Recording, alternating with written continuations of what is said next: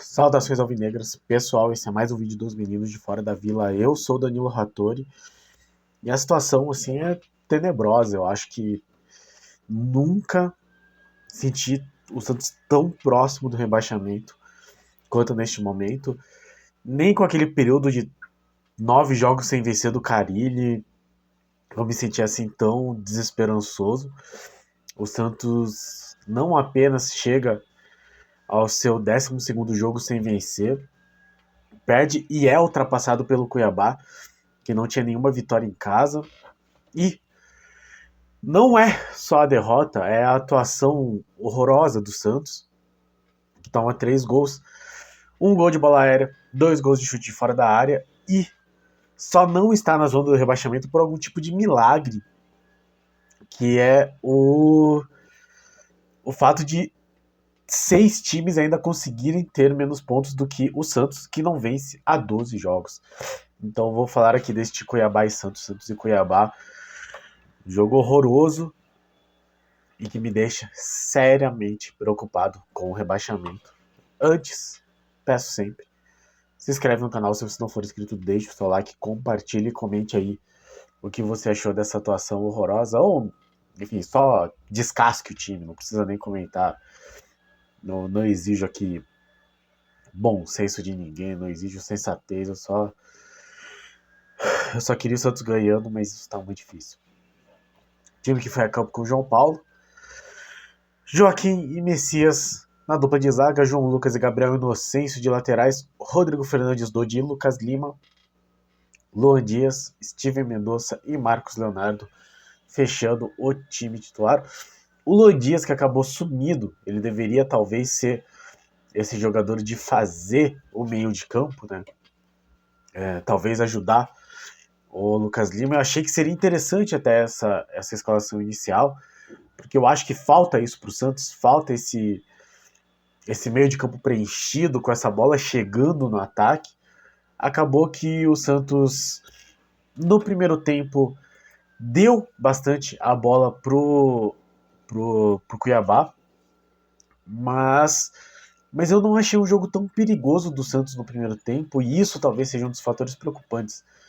Eu não acho, assim, de verdade que o Santos jogou tão mal.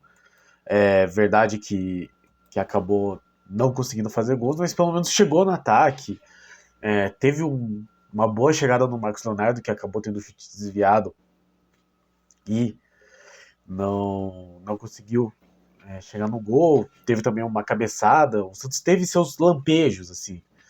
Muito pouco, é verdade, mas teve momentos em que conseguiu fazer a bola atravessar essa última linha da defesa, que é uma coisa que o Santos teve dificuldade, não só nesse ano, mas já faz muito tempo. Então, este Santos inicial vai chegando, assim, tem alguns lances de perigo, mas até não foram tantos, assim. Teve uma boa defesa do João Paulo, numa cabeçada, e de novo aí o Santos dando a tônica da falha na bola aérea, algo que, se o Paulo Turra quiser continuar e se o Santos tiver que ficar na primeira divisão, vai ter que ser passando por uma melhora no sistema defensivo e, de novo, melhorar na bola aérea, coisa que, em um breve momento do comando do Odair Helman, o Santos conseguiu parar de tomar gol de bola aérea. Voltamos com esse nada venturoso quesito aí. Então, o Santos tomando riscos já no primeiro tempo de bola aérea, mas esse time do Cuiabá dava brechas. Eu acho que tanto na chegada por passes, assim, teve alguns momentos que o Santos conseguiu fazer esse passe que quebra a linha de defesa. Até na bola aérea, logo no começo do jogo, teve uma bola cruzada do Santos, que simplesmente ninguém do Cuiabá conseguiu tirar. Foi uma bola que foi um pouco afastada do gol, então não deu tempo pro goleiro sair. Mas o sistema defensivo do Cuiabá não era esse primor também. Na linha de bola aérea, acho que faltou um pouquinho da visão do treinador. Talvez ele tenha tido a intenção de explorar essa bola aérea quando no intervalo, e logo depois de tomar o gol, né, ele coloca o Bruno Mezenga, mas eu acho que foi meio que uma falta de visão de manter o time e continuar. A única substituição que ele fez de verdade no intervalo foi a saída do Gabriel Inocêncio para entrar o Kevson. Não é que eu ache que foi uma substituição exatamente ruim. Eu entendo, até porque o Gabriel Inocêncio ele já tinha um cartão amarelo. E teve um lance que, pra mim, não foi nem falta dele. Eu realmente. Assim, eu entendo. É uma bola que ele não consegue dominar. Chega o cara do Cuiabá e tromba com ele. E eu não vi falta dele. Mas o cara do Cuiabá ficou pedindo o segundo amarelo. Na minha opinião, não era nem falta. Mas eu senti que a saída dele foi meio que nesse sentido, preservá-lo. Só que, pra isso, né, um time que não tem jogadores, você coloca um jogador da base, com pouquíssimos jogos no profissional. E aí entrou o Kevson e 6 minutos depois o Santos toma o gol de bola parada e bola aérea. Ainda do Davidson, enfim. Davidson que é um cara que já era pra ter tomado amarelo no primeiro tempo pra mim, só pelo incômodo que ele normalmente causa. Não, assim, tipo, ele incomodou o Santos, então tem que tomar amarelo, mas ele é aquele tipo de jogador que bom, teve aquele lance clássico, né, na final da Libertadores, em que ele tomou um toque do juiz e ficou simulando como se tivesse tomado uma falta para expulsar o outro jogador. Então, esse é o caráter do Davidson, né? Não é nada, não é nenhuma novidade para ninguém, mas foi lá, marcou o gol, mérito dele e demérito da defesa do Santos, que deixou ele subir absolutamente sozinho. E aí, logo em seguida, ato reflexo, o Paulo Turra tira o Luan Dias e o Dodi. Então ele tira o volante que faz esse box-to-box, né, que faz essa saída de uma área para outra, e o Luan Dias que estava fazendo essa meia barra ponta, para colocar um centroavante e um outro volante, que é o Sandri, né, colocou o Bruno Mezengue e colocou o Sandri que teoricamente poderia fazer a função do Dodi, só que vem de uma má fase, seguida por uma lesão, seguida por outra má fase, seguida por outra lesão. Então o Sandri é difícil, assim, classificar o futebol dele nesse momento. Depois o Messias tá mais um amarelo e ele tirou o Lucas Lima para colocar o Lucas Braga. Ou seja, ele tirou todos os. Ele começa com 2 meio-de-campos, tira esses 2 meio-campistas para colocar o Lucas Braga, que é ponta, o Bruno Mezengue, que é centroavante, e o Sandri, que é volante. Então ele. A coisa que eu achei que seria interessante ele ter feito no começo da partida, que eu achei que poderia talvez melhorar o time e que manteve o Santos sem se preocupar muito no primeiro tempo, ele elimina, que é esse controle, esse povoamento do meio de campo. Tirou 2 meias, tirou o volante Dodi, colocou o Lucas Braga, Sandro Mezenga. 5 minutos depois de colocar o Lucas Braga, o Cuiabá faz algumas mudanças, e aí 10 minutos depois 10 minutos depois da entrada do Lucas Braga, ele também tira o João Lucas para pôr o Cadu, ou seja, ele tira outro lateral para colocar o Cadu. Nesse caso foi por lesão, então assim, não é como tivesse culpa ele.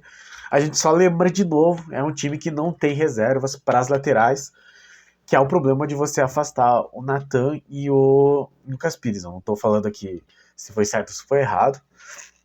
Eu até nem acho que foi errado, mas a consequência disso é você tem que colocar Cadu e Kevson para entrar numa partida que pro Santos, na minha opinião, é meio de vida ou morte, ou seja, de morte, a jogar pelo resultado e pela atuação.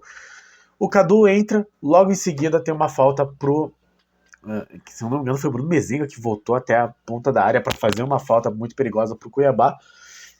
Ao invés de jogar na área, o jogador do Cuiabá só passa pro lado, né, o Cepelini, passa pro lado e de fora da área mesmo o Denilson bate, só colocado, ele nem bateu muito forte.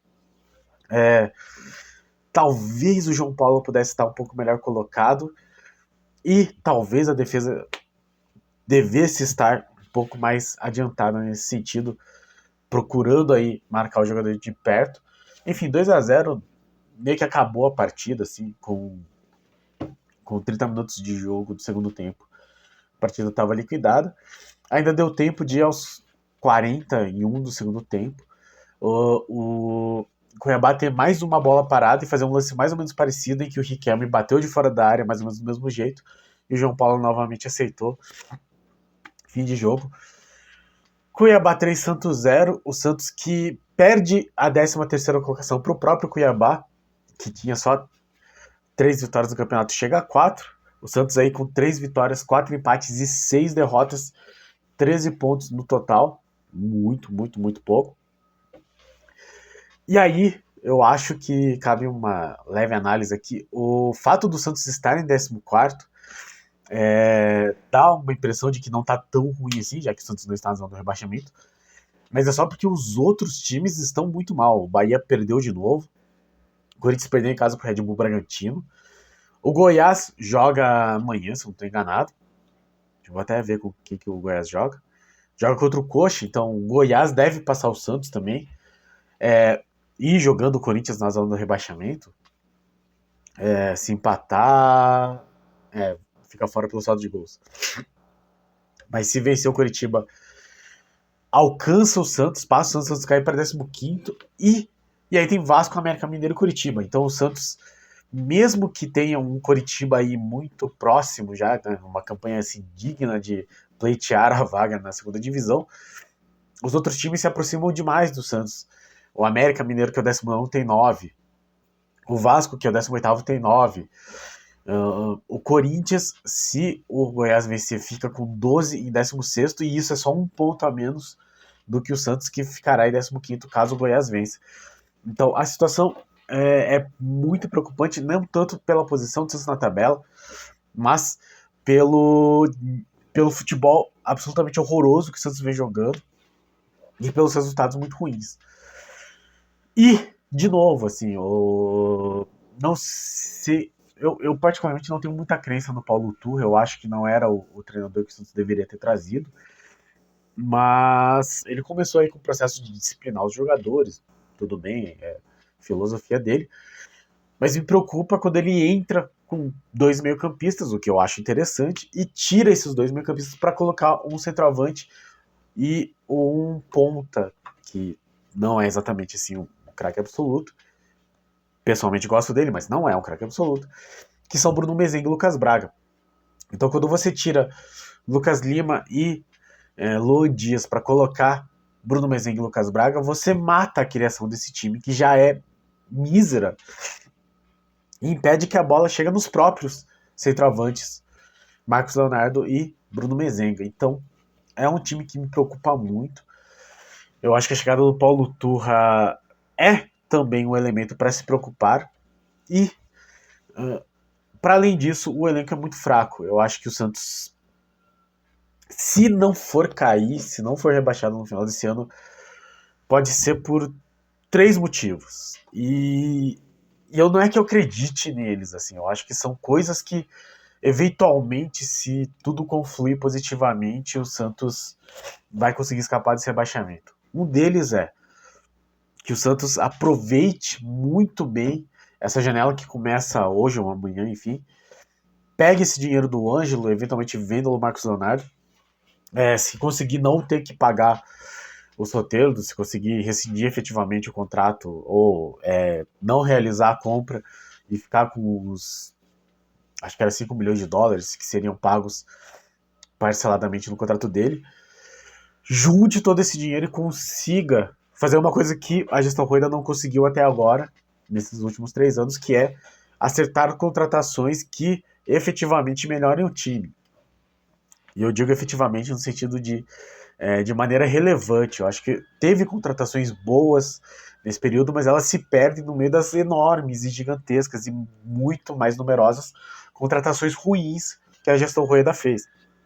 Então, se o Rodrigo Fernandes foi um acerto, se o Dodi foi um acerto, se o Batistão não foi tão ruim, nesse meio tempo você vai ter vários jogadores, entre Tardelli e Ricardo Goulart e Boza e Júnior Moraes, enfim, vários jogadores horrorosos que só gastaram o dinheiro e ganharam o salário no Santos. Não que seja culpa deles, mas enfim, o fato deles serem ruins não contribuiu positivamente para o Santos. Perder o John e ficar com o Vladimir também, né? É uma coisa levemente problemática, enfim.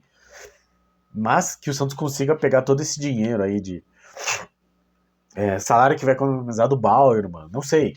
Precisa pegar esse dinheiro, fazer algumas contratações. Esse é um fator que pode ajudar o Santos a ficar na zona de rebaixamento. O segundo fator é esses times que estão piores que o Santos, porque se o Santos conseguiu ficar 12 jogos sem vencer e ainda assim não entrar na zona do rebaixamento, é porque realmente tem candidatos muito fortes para a Série B do ano que vem. E aí eu coloco os times que basicamente estão abaixo do Cruzeiro. Cuiabá, Santos, Bahia, Corinthians, Goiás, Vasco, América Mineiro e Coritiba são todos times muito ruins, muito mal treinados e candidatos seríssimos ao rebaixamento. Só que só tem um desses times que não vai ter torcida no próximo mês e eventualmente até o final do ano. Esse time é o Santos, nem em casa nem fora. Então o Santos correndo muito, muito, muito mais risco do que os outros times, na minha opinião. O Curitiba realmente faz uma campanha muito fraca, mas não sei, né? Ele ia virar SAF, não tenho certeza. Eu não descarto o América Mineiro porque eu acho que é um time que veio fazendo bons trabalhos nos últimos anos. Então, não que chegue no nível do Fortaleza no ano passado, que foi lanterna durante muito tempo e conseguiu subir a ponto de ir para Libertadores, mas é um time que eu não acho que vai ficar tão abaixo. O Vasco tem dinheiro, da 777. O Goiás talvez sim seja um time um pouco mais fraco, mas o Santos conseguiu perder 2 jogos deles no ano passado. O Bahia é do Grupo City e o Corinthians é um time que tem muita torcida, então eles conseguem movimentar muito dinheiro. E o Cuiabá é o time que tem muito dinheiro também do agronegócio. Então eu acho que o Santos, entre questão financeira, questão de torcida e organização estrutural, talvez seja o time que corra mais risco destes 8 times que eu coloquei como candidatos diretos ao rebaixamento. O Cruzeiro já subiu um pouquinho mais, então eu excluo um pouco ele. Então, um desses fatores é aquele discurso meio básico, mas ter 4 times piores que o Santos. Se desses 8 times, 7, né, no caso, né, tirando o Santos, desses 7 times que não são o Santos, 4 conseguirem ser piores, acho que o Santos escapa. E aí isso dialoga com o Santos conseguir efetivamente boas contratações. E o terceiro é o sobrenatural, enfim, não sei, é aquela bola do Wagner Palha que entra contra o Grêmio e ele nunca mais faz nada. É o inexplicável, assim, essas coisas que acontecem com o Santos que impediram o Santos de cair até hoje. Assim. É a única coisa que eu consigo colocar como possibilidade para, junto com isso, tudo que eu já falei, livrar o Santos do rebaixamento. O divino, não sei, eu vou apelar para as minhas devoções, você também apele para as suas aí, para cima deles. Mas enfim, é um time muito ruim, precisa de reforços, eu não sei se eventualmente vai precisar aí do Paulo Turra sair, e é uma coisa que eu falei na apresentação não, mas quando ele foi anunciado, o Lisca é um cara que entrou no Santos, ficou 8 jogos, se eu não estou enganado, venceu só 2, um contra o São Paulo, num jogo absurdo, né? Que só teve uma bola cruzada pelo Soteldo na cabeça do Lucas Braga e ganhou. Outro contra o Coritiba de virada, jogo que eu estava no estádio. E o Lisca não fez mais nada, mas ele pediu para sair antes de um clássico contra o Palmeiras, que o Santos perdeu. O Paulo Turra não parece ser esse cara que vai. Ele não parece ser esse cara tipo folclórico que nem o Lisca foi, né? Ele não parece ser o cara que vai ver a situação e falar: opa, deixa eu sair daqui. E aí, se ele for um treinador nível Lisca, mas que não tenha não sei se humildade, não sei se covardia, não sei se hombridade, eu nem sei chamar o que o Lisca fez, mas de sair na hora que ele falar, tipo, não, isso aqui vai dar ruim pra mim, e se agarrar no navio afundando, talvez o Santos seja esse navio que afunde pra Série B. Enfim, eu espero que não seja nada disso, eu espero que o Santos, que o trabalho do Paulo Turra, que só teve 2 jogos até agora, tenha uma melhora. Eu espero que o Paulo Turra, contrariando todas as minhas expectativas, tem um poder de análise, de estudo do adversário, de trabalho técnico com esses jogadores muito melhor do que eu acho que ele tenha, e consiga fazer esse time evoluir. Eu acho que isso vai acontecer? Eu não acho. Eu temo pelo futuro do Santos bastante. Eu acho que a situação é muito mais esperançosa do que foi nos últimos 2 anos, em que o Santos já sofreu muito contra a zona do rebaixamento.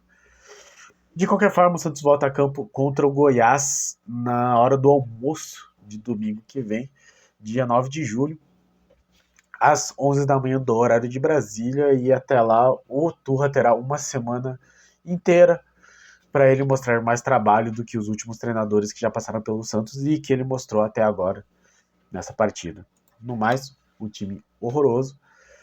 E vamos ver se Rueda, Falcão e suas respectivas equipes conseguem aí trabalhar para reforçar este time efetivamente para as próximas partidas, para o final do campeonato, que é o único campeonato que o Santos disputa. Então, basicamente, você sabe todos os adversários, é estudar eles, montar um time com todo esse dinheiro que vai ser arrecadado com a venda de jovens promessas e, quem sabe, ficar à frente aí de 4 desses 7 times que eu já mencionei. Acho que dá para ficar na frente do Curitiba. Se o América Mineiro não melhorar, dá para ficar na frente também. O Vasco conseguiu perder pra gente, então eventualmente dá, o que torna o jogo contra o Goiás na próxima semana outra final antecipada. A primeira nós já perdemos, que foi contra o Cuiabá. Contra o Goiás, novamente, uma final de campeonato. Torcer para que o Paulo Turra e a gestão Rueda consigam fazer um trabalho melhor do que eles já fizeram até agora. No caso do Rueda, do Santos Futebol Clube. No caso do Paulo Turra, em outros times que não o Atlético Paranaense, que eu acho que, de novo, já falei no vídeo quando ele foi anunciado, não é para mim um parâmetro de trabalho de treinador. É isso então, pessoal. Dia difícil, né? Novamente uma derrota vergonhosa do Santos. E mais do que isso, preocupante, muito preocupante com o futuro dessa equipe na Série A do Campeonato Brasileiro. Obrigado a todos que assistiram nosso vídeo, obrigado a todos que acompanham nosso canal, que ainda tem a força aí de ouvir notícias e vídeos sobre o Santos. Obrigado a todos os nossos inscritos. E se você não é inscrito, se inscreve aí, dá essa força. Enfim, o time não ajuda, mas participe. Deixe seu like, compartilhe e principalmente comente. Eu acho que é a melhor parte. O Rogério Sanassi comentou bastante no outro vídeo. Eu sei que o pessimismo impera, mas já que o pessimismo impera, aproveite para comentar e deixar aí seu desabafo com esse time horroroso. No mais, para cima deles, um abraço.